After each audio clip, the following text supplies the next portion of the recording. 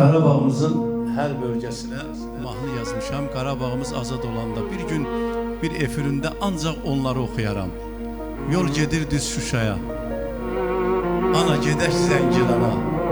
Ağlama Cəbrayıl, ay elim, ay obam, Füzulim mənim.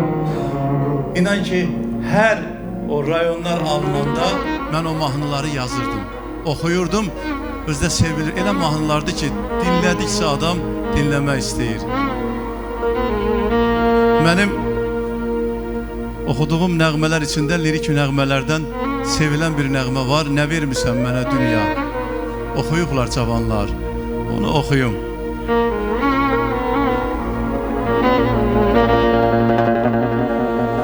Bağça saldım, vermedin.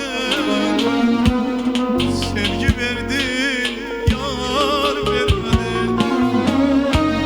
Kör gözüme nur vermedin. Ne verirsen bana dünya. Bağça saldım, vermedin. Sevgi verdin.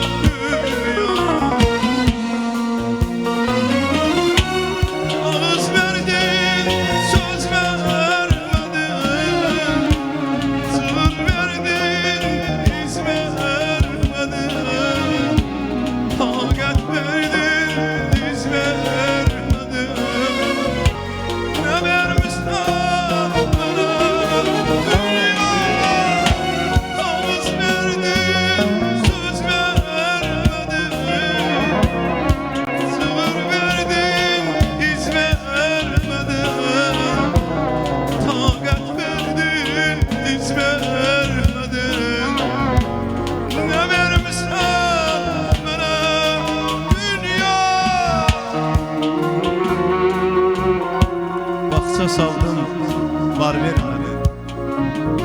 Sevgi verdin, yar vermedin. Kör gözüme nur vermedin. Ne vermişsen bana dünya.